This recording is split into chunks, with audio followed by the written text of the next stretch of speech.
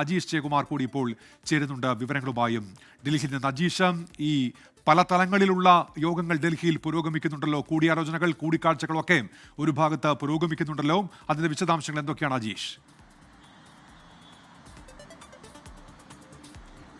ഉന്മേഷ്, ഏറ്റവും അവസാനമായി കഴിഞ്ഞ യോഗം പ്രധാനമന്ത്രി വിളിച്ചു ചേർത്ത ഒരു യോഗമായിരുന്നു. ആ യോഗത്തിൽ പ്രതിരോധ മന്ത്രിയും സുരക്ഷാ ഉപദേഷ്ടാവും സേനാ മേധാവിമാരും സംയുക്ത സേനാ മേധാവിയും അടക്കമുള്ളവർ പങ്കെടുത്തിരുന്നു. മണിക്കൂറുകൾ പ്രധാനമന്ത്രിയുടെ വസതിയിൽ ഇവർ യോഗം ചേർന്നിരുന്നു. പ്രധാനമായും നിലവിൽ രാജ്യത്തിനകത്തെയും അതിർത്തി പ്രദേശങ്ങളിലും നേരിടുന്ന സാഹചര്യം, സുരക്ഷാ പ്രശ്നങ്ങൾ അടക്കമുള്ള കാര്യങ്ങളാണ് പ്രധാനമായും ചർച്ച ചെയ്തത്. പാകിസ്ഥാന്റെ പ്രകോപനത്തിന് ശക്തമായ തിരിച്ചടി നൽകണമെന്നും ഒപ്പം തന്നെ നിലവിലുള്ള സുരക്ഷ വർദ്ധിപ്പിക്കണമെന്നും അടക്കമുള്ള കാര്യങ്ങൾ, എല്ലാ സ്ഥിതിഗതികളും പ്രധാനമന്ത്രിയോട് എല്ലാവരും വിശദീകരിച്ചു.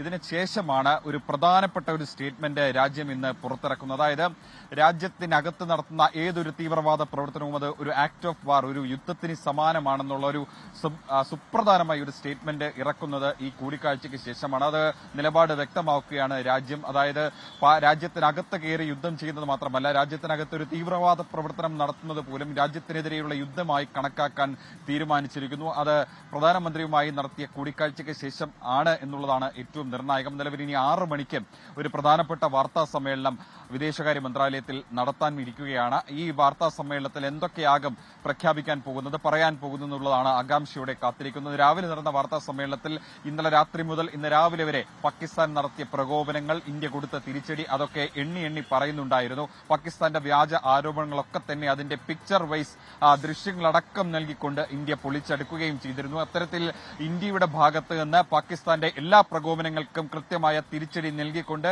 പാകിസ്ഥാന്റെ വ്യോമ ബേസുകൾ ഒക്കെ ആക്രമിച്ചുകൊണ്ട് ശക്തമായ തിരിച്ചടി നൽകുന്ന ഒരു സാഹചര്യത്തിലാണ് നിലവിലെ സാഹചര്യം കടന്നു പോയിക്കൊണ്ടിരിക്കുന്നത്. എന്തായാലും ഏതൊരു പ്രകോപനം ശക്തമായ തിരിച്ചടി നൽകും എന്ന് തന്നെയാണ് നിലവിൽ മനസ്സിലാക്കാൻ സാധിക്കുന്നത്. ഇതിനെ ഈ നിലവിലുള്ള സാഹചര്യം അത് ഡി എസ്കലേറ്റ് ചെയ്യാൻ പല വിദേശ രാജ്യങ്ങളും ശ്രമിക്കുന്നുണ്ട്. ഏറ്റവും ഒടുവിലായി സൗദി അറേബ്യയുടെ വിദേശകാര്യമന്ത്രി, ഇന്ത്യൻ വിദേശകാര്യമന്ത്രി എസ് ജയശങ്കറുമായി ഫോണിൽ സംസാരിച്ചിരുന്നു. കൂടാതെ പാകിസ്ഥാന്റെ വിദേശകാര്യമന്ത്രിയുമായി കൂടിക്കാഴ്ച നടത്തിയിരുന്നു. നിലവിലുള്ള സാഹചര്യം അത് സങ്കീർണമാകാതെ അത് അയവ് വരുത്തണമെന്നാണ് സൗദി അറേബ്യൻ വിദേശകാര്യമന്ത്രി ആവശ്യപ്പെട്ടിട്ടുള്ളത്. പക്ഷേ സങ്കീർണമാവുകയാണ് കാര്യങ്ങൾ എന്ന് വേണം നിലവിൽ മനസ്സിലാക്കാൻ. കാരണം പാകിസ്ഥാനുമായി അതിർത്തി പങ്കിടുന്ന എല്ലാ സംസ്ഥാനങ്ങളിലും കനത്ത ഷെല്ലാക്രമണമുണ്ട്, പാകിസ്ഥാന്റെ ഡ്രോൺ ആക്രമണമുണ്ട്, ശക്തമായ സുരക്ഷ രാജ്യം വർദ്ധിപ്പിച്ചിട്ടുണ്ട്. വിമാനത്താവളങ്ങളിൽ CISF സുരക്ഷ ഏറ്റെടുത്തിട്ടുണ്ട്. അങ്ങനെ സർവ്വസജ്ജമായിട്ട് രാജ്യം നിൽക്കുകയാണ്. പാകിസ്ഥാന്റെ ഇനിയുള്ള പ്രകോപനങ്ങളെല്ലാം തന്നെ ചെറുക്കുകയും ഒപ്പം തന്നെ കനത്ത തിരിച്ചടിയും കൊടുക്കാൻ തന്നെയാണ് നിലവിൽ തീരുമാനിച്ചിട്ടുള്ളത്. എന്തായാലും ഇന്ന് വൈകിട്ട് 6 മണിക്ക് ചേരുന്ന 6 മണിക്ക് നടക്കാനിരിക്കുന്ന വാർത്താ സമ്മേളനം ഏറെ നിർണായകമാണ്. വാട്ട് നെക്സ്റ്റ്, അതാണ് ഈ വാർത്താ സമ്മേളനത്തിൽ പ്രധാനമായും പറയാൻ പോകുന്നത്. ഇന്ത്യയുടെ തുടർ നടപടികൾ എന്താകും, ഇനി സങ്കീർണമാകുമോ പ്രശ്നങ്ങൾ, കൂടുതൽ അതോ അയവ് വരുമോ എന്നുള്ളത് കാത്തിരുന്ന് കാണണം. അജീഷ്, ഇപ്പോൾ ഈ ഇരുട്ടിന്റെ മറപറ്റിയാണല്ലോ പാകിസ്ഥാൻ അവരുടെ ആക്രമണം. അത് രാത്രി ആരംഭിക്കുന്നു, പുലർച്ചെ വരെ തുടരുന്നു. അതാണല്ലോ പാകിസ്ഥാന്റെ ഒരു ആക്രമണ രീതി. ഇന്ന് രാവിലെ നടത്തിയ വാർത്താ സമ്മേളനത്തിൽ അക്കാര്യങ്ങൾ, ഇന്നലെ നടന്ന പുലർച്ചെ വരെ നടന്ന പാകിസ്ഥാന്റെ ആക്രമണം, ഇന്ത്യ നടത്തിയ പ്രത്യാക്രമണം, അതിന്റെ വിവരങ്ങളാണല്ലോ പുറത്തുവിട്ടത്. ഈ വൈകിട്ട് നടക്കുന്ന വാർത്താ സമ്മേളനത്തിൽ എന്തൊക്കെ കാര്യങ്ങൾ വിശദീകരിക്കും പ്രതിരോധ മന്ത്രാലയവും വിദേശകാര്യ മന്ത്രാലയവും? അജീഷ്, ഉന്മേഷ്, അത് തന്നെയാണ് പ്രധാനപ്പെട്ടത്. അതായത് ഇനി എന്താണ് അടുത്ത ഇന്ത്യയുടെ നീക്കം, സേനയുടെ അടുത്ത നീക്കം എന്താണ്, ഇക്കാര്യങ്ങളായിരിക്കും ഇന്ന് വൈകിട്ട് നടക്കാനിരിക്കുന്ന വാർത്താ സമ്മേളനത്തിൽ വിശദീകരിക്കുക. കൂടാതെ ഇന്ന് ഉച്ചയ്ക്ക് ശേഷവും ജമ്മു കശ്മീരിലടക്കം പല സ്ഥലങ്ങളിലും കടുത്ത ഷെല്ലാക്രമണം പാകിസ്ഥാന്റെ ഭാഗത്തുനിന്ന് ഉണ്ടായിട്ടുണ്ട്. 8 BSF ജവാന്മാർക്ക് പരിക്കേറ്റിട്ടുണ്ട്. പല ഭാഗത്തും ഡ്രോണുകളുടെ അവശിഷ്ടങ്ങളൊക്കെ കിട്ടിയിട്ടുണ്ട്. പിന്നെയും പ്രകോപനം പാകിസ്ഥാൻ തുറന്നുകൊണ്ടേയിരിക്കുന്നു. ഈ ഒരു സാഹചര്യത്തിൽ ഇന്ത്യയുടെ അടുത്ത നടപടി എന്താണെന്നുള്ളത് എല്ലാവരും ആകാംക്ഷയോടെ ഉറ്റുനോക്കുകയാണ്. ഇന്ത്യ ഏതെങ്കിലും ഒരു ഘട്ടത്തിൽ ഈ പ്രശ്നം സങ്കീർണമാക്കരുത് എന്നുള്ളത്, അല്ലെങ്കിൽ ഇന്ത്യയും പാകിസ്ഥാനും ഈ പ്രശ്നം സങ്കീർണമാക്കരുതെന്ന് പല വിദേശ രാജ്യങ്ങളും ആവശ്യപ്പെടുന്നുണ്ട്. പക്ഷേ പാകിസ്ഥാന്റെ പ്രകോപനം ഇങ്ങനെ തുടർന്നു കൊണ്ടുപോയി കഴിഞ്ഞാൽ ശക്തമായ തിരിച്ചടി നൽകാൻ തന്നെയാണ് സേനയുടെ തീരുമാനം. സ്വാഭാവികമായിട്ടും സേനയുടെ അടുത്ത ഘട്ട നടപടി എന്തായിരിക്കും എന്നുള്ളത് ഏറ്റവും പ്രധാനമാണ്. നിലവിൽ വ്യോമസേനയും കരസേനയും ഉപയോഗിച്ചുള്ള ആക്രമണമാണ് ഇന്ത്യ നടത്തിയത്. നടത്തിക്കൊണ്ടേയിരിക്കുന്നത്. അടുത്ത ഘട്ടത്തിൽ നാവികസേനയുടെ കൂടുതൽ ഇടപെടൽ കൂടി ഉണ്ടാകുമോ, അല്ലെങ്കിൽ മറ്റേതെങ്കിലും തരത്തിലുള്ള ഇടപെടലുകൾ ഉണ്ടാകുമോ? നിലവിൽ BSF ആണ് ഇന്ത്യയുടെ അതിർത്തി എല്ലാം BSF ജവാന്മാരെയാണ് പോസ്റ്റ് ചെയ്തിരിക്കുന്നത്. BSF മാറിക്കഴിഞ്ഞാൽ മാത്രമേ ഇന്ത്യയുടെ ആർമി അതിർത്തിയിലേക്ക് എത്തുള്ളൂ. നിലവിൽ പാകിസ്ഥാൻ ഈ കൂടുതൽ പ്രകോപിപ്പിക്കാൻ വേണ്ടി അവിടുത്തെ പാർക്ക് റേഞ്ചേഴ്സിനെ പിൻവലിച്ച് പാകിസ്ഥാൻ ആർമിയെ കൂടുതൽ അതിർത്തിയിലേക്ക് വിന്യസിച്ചിട്ടുണ്ട്.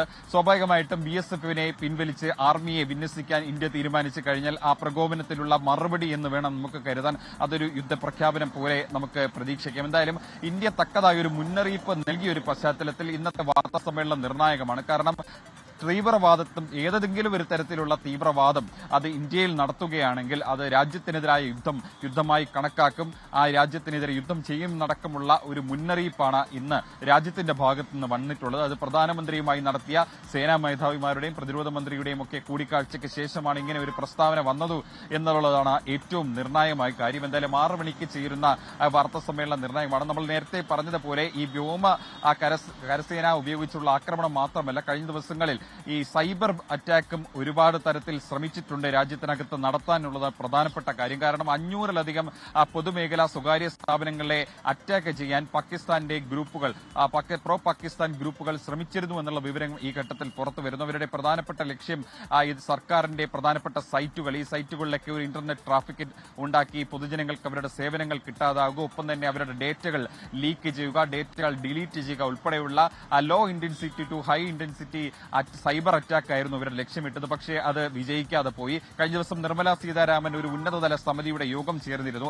അതിൽ RBIയുടെ ഉദ്യോഗസ്ഥരടക്കം രാജ്യത്തെ പ്രധാനപ്പെട്ട ഏജൻസികളുടെയും പൊതുമേഖലാ സ്വകാര്യ ബാങ്കുകളുടെയും ഉന്നത ഉദ്യോഗസ്ഥർ പങ്കെടുത്തിരുന്നു. രാജ്യത്തിന്റെ ഒരു ശ്രദ്ധ വയ്ക്കണം, പ്രധാനപ്പെട്ട ബാങ്കുകൾ ഇടപാടുകൾ നടത്തുമ്പോൾ ബാങ്കിങ്ങിന്റെ സെർവറുകളിലൊക്കെ ശ്രദ്ധ വയ്ക്കണമെന്ന് ധനമന്ത്രിയും കഴിഞ്ഞ ദിവസം ഒരു മുന്നറിയിപ്പ് നൽകിയിരുന്നു. എന്തായാലും ഈ സൈബർ അറ്റാക്കിന്റെ ശ്രമത്തിന്റെ കൂടി ഒരു പശ്ചാത്തലത്തിലാണ് അത്തരത്തിലുള്ള ഒരു മുന്നറിയിപ്പ് നൽകിയത്. എന്തായാലും രാജ്യത്തിന്റെ എല്ലാ മേഖലകളിലും നിരീക്ഷണം ശക്തമാക്കിയിട്ടുണ്ട്. വിമാനത്താവളങ്ങളിലടക്കം എല്ലാവിധ തീരദേശ മേഖലയിലെ പ്രധാനപ്പെട്ട സ്ഥാപനങ്ങളടക്കം പോർട്ടുകളിലും മറ്റ് എല്ലാ സർക്കാർ സ്ഥാപനങ്ങളടക്കം സുരക്ഷ ശക്തമാക്കിയിട്ടുണ്ടെങ്കിലും സുസജ്ജമായി തന്നെ രാജ്യം മുന്നോട്ട് പോവുകയാണ്. പാകിസ്ഥാന്റെ എല്ലാ പ്രകോപനങ്ങൾക്കും തിരിച്ചടി നൽകുകയാണ്.